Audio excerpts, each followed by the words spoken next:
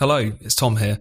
We've got a great episode of Last Orders for you today, but before we get into that, I just want to let you know about Spiked's very exciting new daily newsletter. It's called Today on Spiked. Sent out every day at 6 p.m. It gives you your essential roundup of all of the content that we've published that day, along with exclusive commentary from the Spiked team that you won't read elsewhere. And it is also completely 100% free. We're publishing more and more these days, so if you want to make sure that you never miss an article or an essay or a podcast, stop what you're doing right now and go to spiked-online.com/newsletters and sign up to Today on Spiked. Once again, that's spiked-online.com/newsletters and Today on Spiked. Thanks so much, and now on with the show.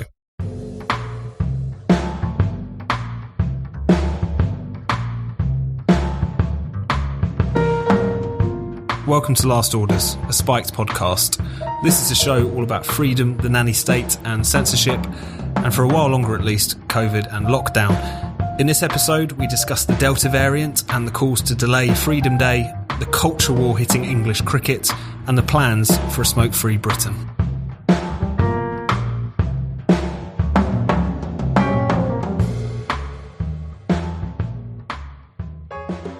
Hello and welcome to Last Orders. I'm Tom Slater, Deputy Editor at Spiked. I'm joined today, as I am every month, by Chris Snowdon, Director of Lifestyle Economics at the Institute of Economic Affairs. Hello, Chris. Hello, Tom. Hello, listeners. And today we're delighted to be joined for a second appearance on the show by Julia Hartley-Brewer, known to many of you, I'm sure, as a journalist, broadcaster, and of course the breakfast show host at talkRADIO. Julia, thanks for coming back on the show. Thank you very much. I think I'm known to some other people by some other words we can't use on the podcast. Hopefully we'll get into that a little bit. So we're going to kick off today by talking about an issue that I know you've talked about loads on your show, Julia. Obviously, it's been the defining issue since you were last on the show, of lockdown and restrictions, and potentially the end of most of them, with Freedom Day coming up on the 21st of June.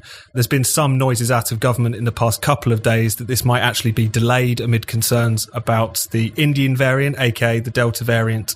Matt Hancock saying over the weekend that they're open to the prospect of delaying it for a couple of weeks. So, Julia, just to kick things off, do you think there's any justification for delaying the 21st of June reopening, and what chance do you think there is of them actually kicking it back a couple of weeks? Short answer, no, there is no justification. What chances? God, I'd say 50-50 right now. I'm pretty negative about this. I mean, the absolutely extraordinary thing is the number of people who say to me, but we're not in lockdown. You can do pretty much anything you want. What are you talking about? We're allowed out of our homes. And I think, oh gosh, thanks ever so much. I'm allowed to leave my home when I want. Wow, I'm so grateful. Let me write a letter of thank you. Let me write a little thank you card with little dotted, hearts all over it to the Prime Minister and Matt Hancock for that. I'm despairing. I have been despairing since January the 4th this year. And I know some people have been despairing a lot longer than that. The idea that the lockdown, once again, to protect the NHS when the NHS's job is to protect us, and also that I always knew that it wasn't going to be for a matter of a few weeks while the over 70s were vaccinated. I always knew it would take longer than that. It became the over 70s, then it was the over 50s. That's the latest scam. As soon as all the over 50s had their second jab, then we'll be fine. It'll be the over 40s next, and the over 30s, over 20s. Even if we do get some freedoms back on June the 21st, it won't be all of them. There'll still be face masks and some social distancing, some limits on major events. And I think it's ridiculous. A, it's ridiculous because we've got an unofficial zero COVID policy, which is impossible to achieve and therefore insane. B, because the costs of achieving that are way beyond the benefits of achieving it. And C, because the data is really clear. If we're going on the data, not dates, the data says that we have broken the link between people getting COVID or testing positive for COVID, many of whom don't even have a single symptom, and people ending up in hospital needing treatment, let alone ICU, let alone dying. We see that in the stats from Bolton, even with the Indian variant. I don't understand why anyone who wasn't just loving the fact that they're having control over other people's lives would want lockdown to continue for one moment, one nanosecond past June the 21st. And Chris, what's your take on all of this? Has the Indian variant changed things? Is there any justification for delaying, or is this just more caution on the part of the government, hyper caution, you could say? Well, all of those things, really. I mean, if I had to carry water for the government, I suppose I could say that June the 21st was always supposed to be the earliest date. And one of the things they said might knock that back would be a new variant. And thanks to Boris Johnson not securing the borders properly, we have got this variant, which is a genuine problem, far as I can see. However, I don't think it should actually change anything. I don't think it should change the roadmap at all because of what Julia says. It has, we've broken the link. And so long as hospital admissions are not, in their kind of thousands a day, I don't think there's any justification for any restrictions, really. I think actually, whether you call it lockdown or not, what's left to be undone isn't actually, most of it isn't that big a deal. As far as I can see, epidemiologically, it's not very important. Economically, it's quite important, particularly for pubs, because we still got, the majority of people who work for pubs are still furloughed. They have seen a massive drop in business thanks to the government mucking around with them with all this nonsense over the last 15 months. And it's not just about pubs. There's obviously nightclubs and other parts of the nighttime economy. And of course, there are other bits as well. And people want to meet indoors. People want to have weddings with more than however many people you can have at the moment. So I guess the thing is, it's sort of, there's an in for a penny, in for a pound element to this now, which is that, cases are going up. And it's very annoying that cases are going up at this particular moment in time. And they didn't in Israel. And I hope that they wouldn't do very much here. Hospitalizations, touch wood, are not going up, and deaths certainly are not going up.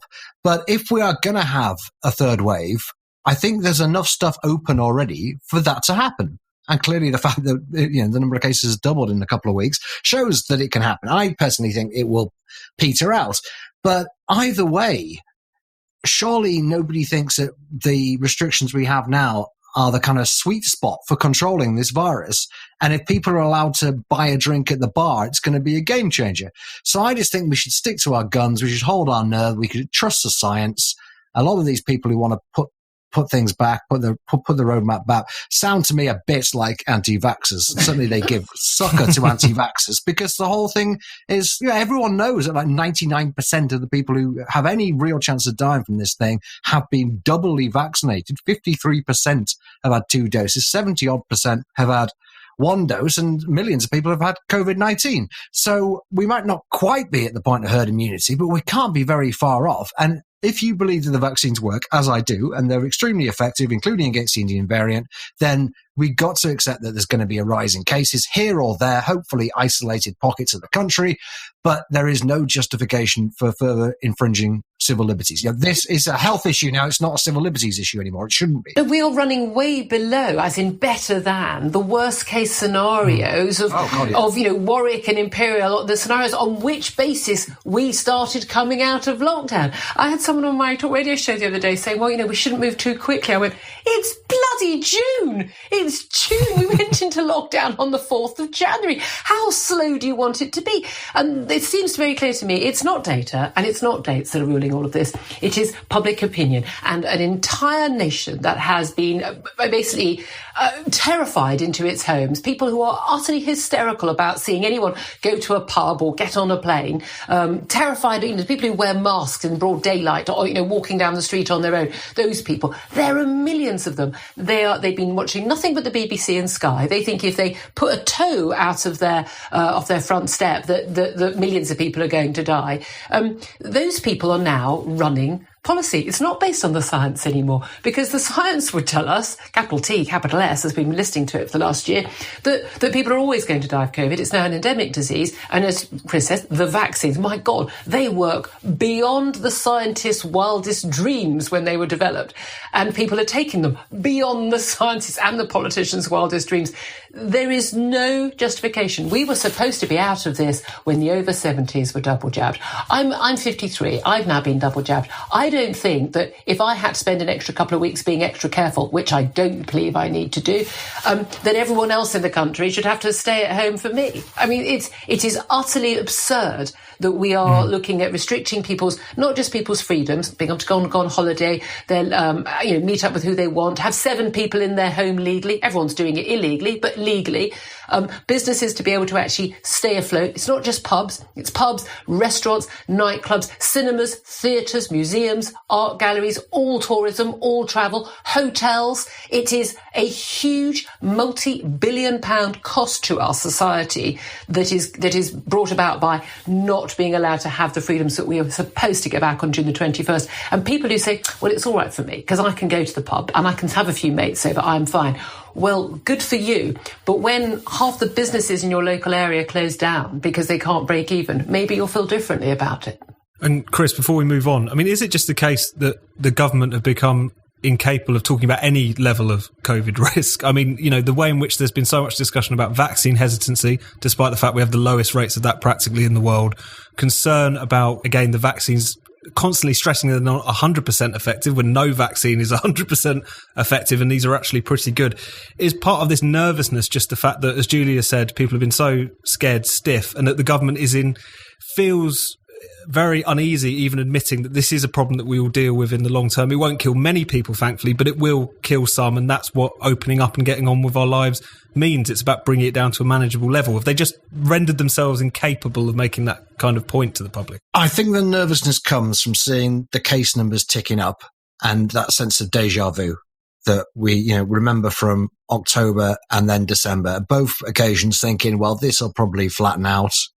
Fingers crossed. And it didn't, it did a little bit actually in October, but it certainly didn't in December. And so even though we can kind of logically think it through and go, okay, it doesn't matter that much that cases are going up, there's still that fear. And because we are one of the most vaccinated countries in the world, we are finding things out. We're part of the natural experiment. We haven't got that many other countries to look at and say, okay, we know what to expect here. So that's, I think, where the nervousness is. To be fair to the government, and by the time this podcast comes out, they may well have, cancelled June the 21st completely. But so far, they have actually been pretty good at standing up to Imperial and Warwick and Sage. They didn't want to open the schools, but the government opened the schools on time. They didn't want to do the reopening in April or May, but the government did both. And at the moment, we're recording this, apparently Boris Johnson doesn't see anything in the data to change his mind about June the 21st either. So, we shall see. But thank God, actually, they have stood up to the scientists, certainly since around about March.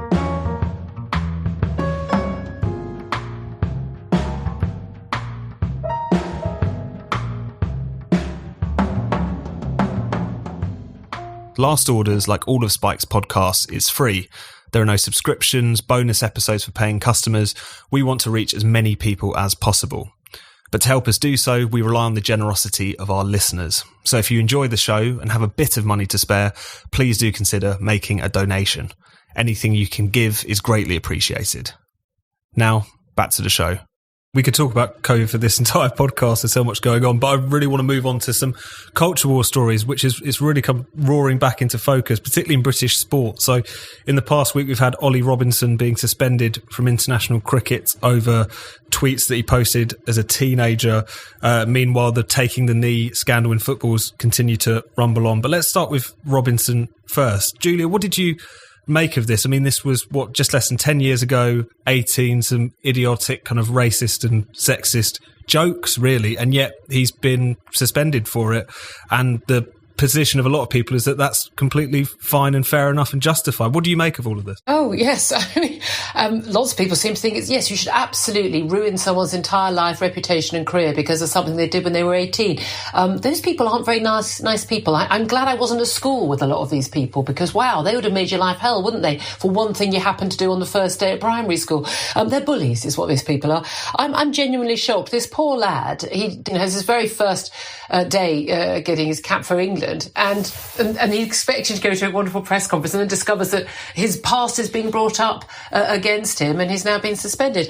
This is just vicious, vile bullying of the worst kind. The idea that stuff that you did when you were 18 should be held against you years later in your career, and I think is really quite scary. And I don't think many of us, certainly most politicians, would survive that. Most of them can't survive what happened last week, let alone 8 years ago. But also I take issue with these characterisation of these racist, sexist, offensive tweets. Well, I'm a woman. I wasn't offended by any of the tweets about women. They were the sort of thing I would expect an 18-year-old bloke to be saying or writing about women. Women say far worse about men on a daily basis, and no one bats an eyelid. I do have an issue, obviously, with some, but not all, of the tweets that have been categorised as racist, some of them using the N-word, but not to someone, and some of the other things clearly trying to make jokes. But they weren't, nasty, hate-filled, abusive tweets to someone, abusing someone because of their colour. They were ignorant and they were stupid. And yes, some of them were racist. But the idea that in some way that should earn you a suspension from your job 8 years later when they're dredged up, I think just shows the total lack of backbone of the ECB. I'm very impressed with the Culture Secretary, Oliver Dowden, who spoke out about this very early on.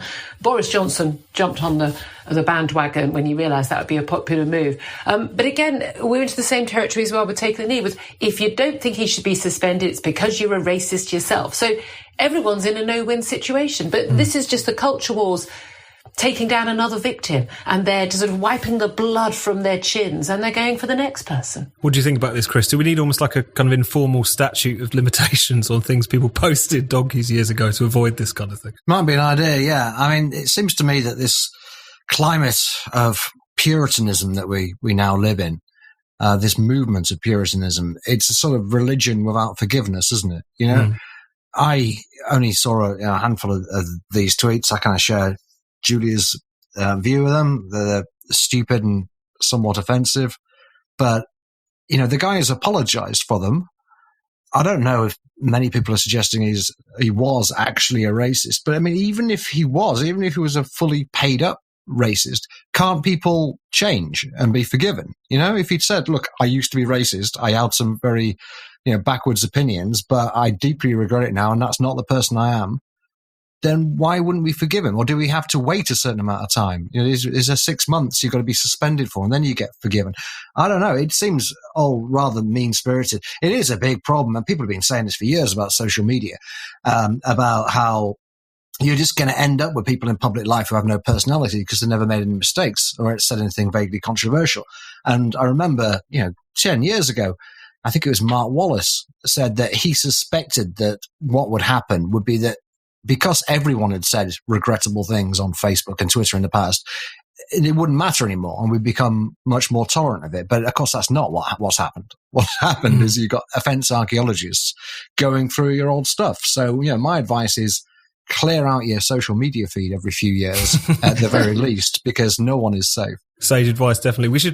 We should touch on the taking the knee aspect as well, because that is something which is turning into more and more of a circus at the moment. So all these months later, football teams across the UK continuing to take the knee before games. Obviously, it came to a point in recent days with the England team's European warm-up games against Austria and then Romania with fans booing. Gareth Southgate and the team really doubling down. The implication always being that those people booing this kind of gesture are doing it because they're against lowercase Black Lives Matter, if you like. They're just racist. But Julia, what do you make of that? Where does this kind of conviction that the only reason that these fans could be booing this is not because they're being lectured to at the start of every football match, it's definitely because they're racist? Yes, if you do not use the correct wording and if you do not agree to the correct gesture at the correct time and virtue signal in the right way, by definition you must be a racist, because those are how the rules are now. Now, I endorse the fans booing. I really do, and I think I'd probably be booing. I don't think we need to mix politics and sport. I know there's an element of that. You're always going to have that with World Cups and Olympics, because they are essentially political events these days, aren't they? But I think we should get as much politics out of sport as possible. I think, look, they all know if they just did the linking arms thing, we're all together, every ethnicity against racism, fans would be cheering. I'm not even sure they need to do that. That doesn't mean I endorse the racist abuse of black or Asian players. Of course I don't. It's horrific. Those people should be kicked off social media. They should probably be prosecuted if they're making threats. But there is a very big grey area in between these things. I think it would be really nice to go to any sporting event and not have people lecture me on my morals just a few minutes beforehand, least of all multi-millionaire footballers. I think it's quite bizarre that this has taken on the life it it has. The fact that it happened in England in the first place was bizarre. And Colin Kaepernick taking the knee, saying, I won't stand for the national anthem when this is a country which has a police force which is, killing my fellow black men and women. He was making a very specific point about the American police force and the American government failing to deal with that issue of violence against young black men and women. Sorry, we do not have that issue in this country. We've imported a gesture about something that is happening on the other side of the Atlantic. It's got no place here whatsoever. Forget the Marxist, lunatic, nasty organisation that Black Lives Matter is. I don't think it's got any place at the start of a football match. And that's what the fans are saying. We don't want to be lectured. We just want to come and watch you play football. And that doesn't make people racist. What about you, Chris? Would you be booing these players, or are you a good person instead? No, I'd be booing them. And I think it's quite good that people have all got masks to wear, so the FA can't spot who's doing the booing. It's kind of like humming in assembly. The teacher won't be able to work out exactly who it is and bar you for life, which is presumably what the FA would like to do. I don't, like Julia, I don't think it has any place in the game. Apart from anything else, I think it's a way too ambiguous statement. I must admit, I still don't actually know exactly what taking a knee is supposed to represent. We've got a perfectly good anti-racism campaign in British football called Kick Racism Out of Football, and that's as political as it needs to get. And if suddenly another organisation called Kick Racism Out of Football started rioting in the streets and kicking people half to death and demanding the end of capitalism and the patriarchy, then I think we'd think twice about sticking up the words Kick Racism Out of Football. We'd have to find something else instead. So I don't know what the taking a knee really represents. It's not clear whether we're paying tribute to a movement or to a statement of fact, which Black Lives Matter is just, in its heart, just a statement of fact. But there's clearly more to it than that. Taking the knee is a gesture of submission, first and foremost. And just from a sporting point of view, I don't think it's very good to be grovelling at the start of a game and then getting booed by your own fans. It can't be good for morale at the start of an international football to start things off before a ball's even been kicked like that. So they had every chance to get rid of it. It'd been a year since George Floyd was murdered. They could have said, right, a year's enough. Obviously, you're not going to keep doing this forever and ever. No one else is still doing it, I don't think. There's any other sports where people are carrying on. So they had a great reason just to finish after a year and end with some kind of dignity. But what's going to happen? Of course, they're going to get booed. They'll get booed at home and away, and they're going to have to, do a more sort of embarrassing climb down, I suppose.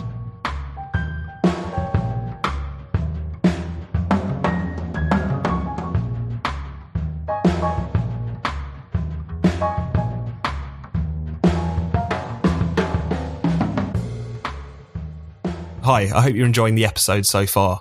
And if you are, why not take a second to leave us a rating and a review with your podcast provider?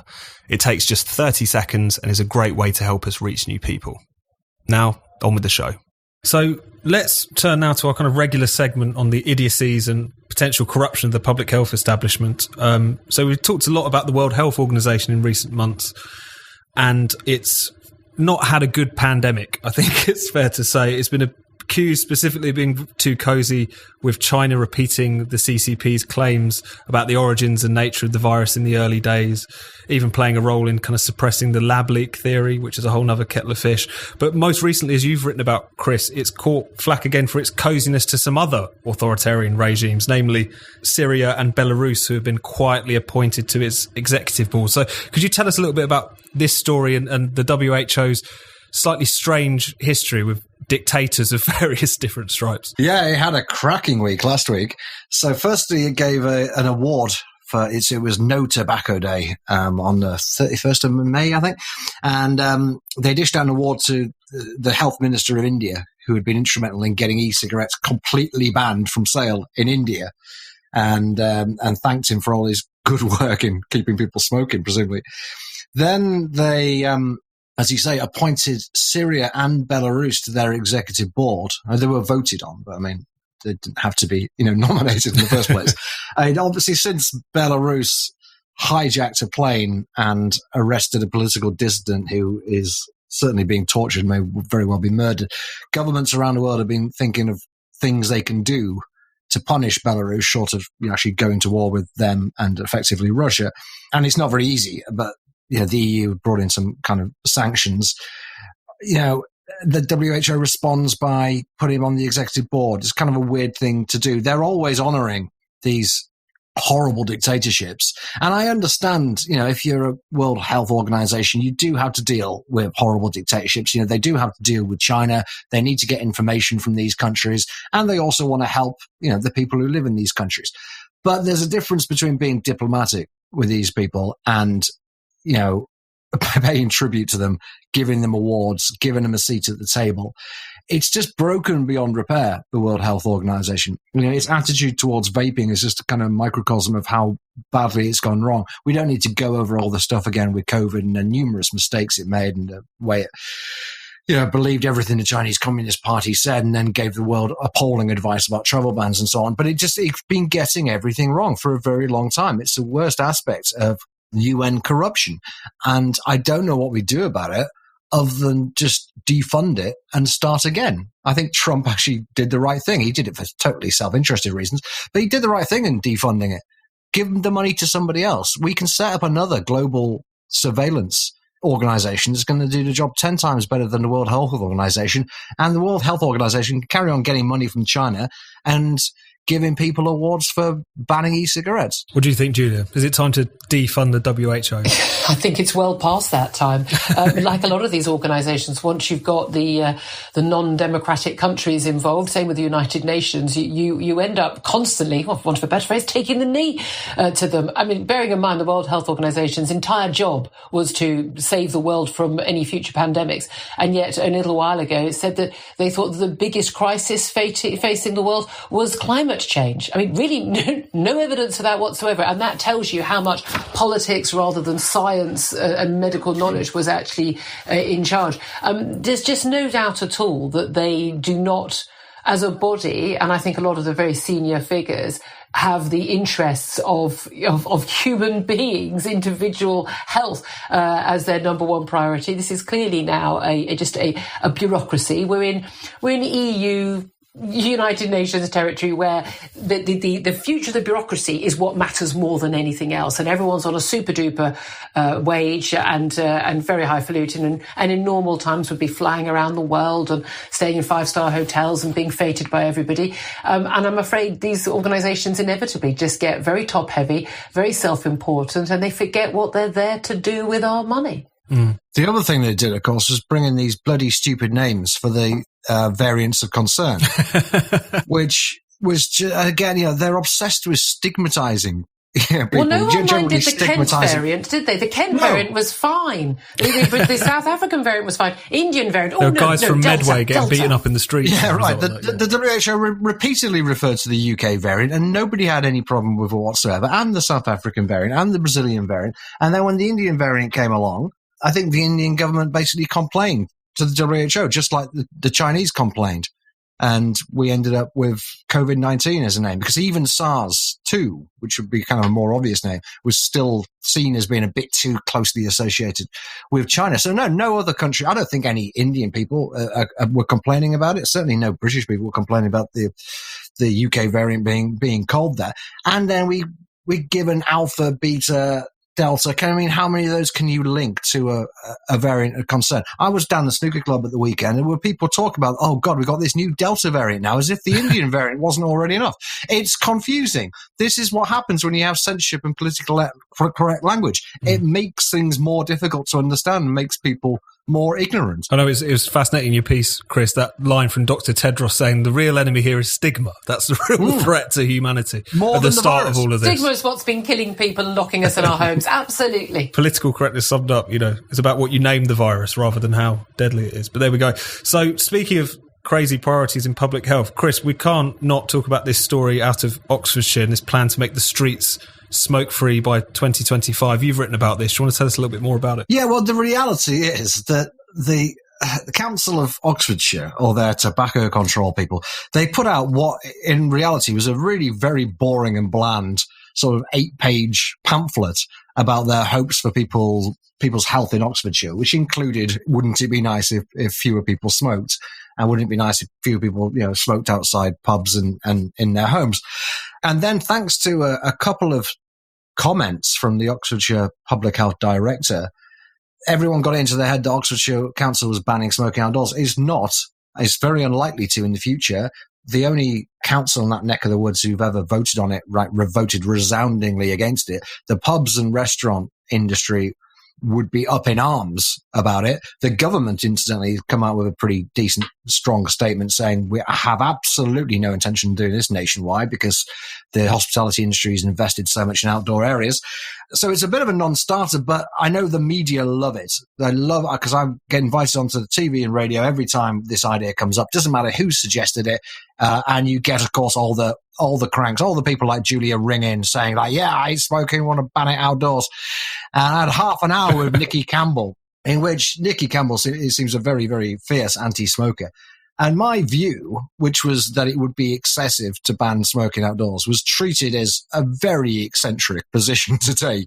I mean, and my view when he asked me, should we bring smoking back into pubs? And I said, well, if the landlord wants to, I think pubs should be able to have smoking sections, was treated as if it was literally insane.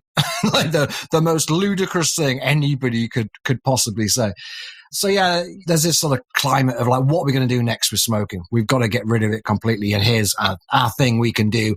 And people who are, incredibly sensitive to a waft of tobacco smoke outdoors because they've got nothing else to worry about much in life, like a pandemic, they ring into these radio shows and we all have to listen to them. Julia, what are your thoughts? And if you want to respond to that outrageous charge, Chris is going to get upset with me now. I just find it extraordinary. And I'm an avid listener to this podcast, absolutely love it. But I was so disappointed in Chris supporting this lockdown in the early stages. Now you've realised the error of your ways because, as I told you, this is what was going to happen. It'll drag on forever. But I think it's extraordinary. You think that people should be locked in their homes and have all their liberties taken away and their livelihoods crushed. But you think it's totally unacceptable for someone to be stopped from smoking. And this is where we differ. You won't get a more avid anti-smoker than me.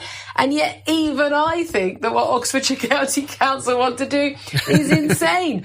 Look, it would be nice, frankly, as a non-smoker and someone who can smell cigarette on someone about 4 miles away, it would be really nice when I sat in a pub garden or a restaurant garden that I didn't have to sit next to a smoker. I'm all in favour of separating the non-smoking and the smoking sections outdoors. But I certainly don't think it's reasonable to ban it completely outdoors. It'd be nice not to walk into an office building or certainly into a hospital. That's always very bizarre to have people standing outside dragging on their cigarettes as they're standing there in their hospital gowns. And so it shouldn't be forced on you. But if we're going to have it as a legal product, which is still bizarre to me because it is a council stick. But if you're going to have it as a legal product, you can't make it impossible for people to use that product. Would seem to me to be a strange position for any council or government to take. And I'm not really sure it's the bloody local council's business to take those decisions. And Chris, just finally, what's next for the public health industry, really, in relation to smoking? Will COVID have kind of emboldened them to take steps like this? This story, as it turns out, is a little bit on the confected side, but nevertheless, do you think they're going to just see how far they can push it in relation to stopping people smoking? Yeah, always. Because the government under Theresa May suddenly adopted this plan to go tobacco-free by 2030, which in practice means getting the smoking rate below 5%. It's currently about 14%. It's very unlikely that it will fall by that much by the end of the decade. But as you get closer to that totally arbitrary and undemocratic date, That's unusual for a government. The pressure groups will be going like, the government has fallen short. It's never going to reach its target. We must do more. We must do more. So you got Ash now saying we want to raise the smoking age to 21. There is a bit more of a push for these outdoor smoking bans, although so far they've never really amounted to anything. More and more tax on cigarettes. I mean, in reality, we've seen a big drop in smoking in the last 6 or 7 years, and it's been almost entirely down to vaping. If the government could get even more behind vaping than it already is and support, forthcoming products that contain nicotine that smokers might enjoy, I think actually we can get down to 5%. Sweden has got down to 5% thanks to using snus. But you have to give people the carrot rather than the stick. The stick really has run its course. Mixing metaphors a bit there, but we've tried battering smokers over the head. It's amazing in many respects that there's still so many smokers left, given £10 a pack of cigarettes and you can't smoke them anywhere. But no, giving people an enjoyable alternative, which is what worked for me. I'm now nearly 10 years I've been vaping. That's what's going to get us there. And you do it without coercion and making people's lives miserable. Yeah, even as an anti-smoker, and I really am, I agree with every single word of that. We tried everything, encouraging people. I mean, goodness knows how much for NHS funds actually goes on efforts to try and stop people smoking, and we're told that that is a payoff. But actually, the biggest contribution smokers make isn't all that tax money that pays for the NHS. It is very sweetly dying early and not claiming their pensions for so long. So I don't know what we're going to do with all those people who stop smoking and live so long. What a place to end it. Be careful what you wish for. And now we got a vaccine for COVID as well. I mean, it just keeps going from bad to worse. No, but that is the issue, isn't it? This thing is, we know what's happened during the pandemic. Once you've discovered that you can literally lock millions of people in their homes for 23 hours a day, as was the start of the first lockdown, you realise you can get away with pretty much anything that would be questioned in the past or have some sort of democratic mandate against it. That is going to go through. We are going to spend the next 10 years fighting back for all of our individual freedoms. The freedom to do things to your own body that might damage it because you choose to do so, I think is a fairly fundamental human right, actually. Excellent. Chris, Julia, thank you very much. Thank you. Cheers.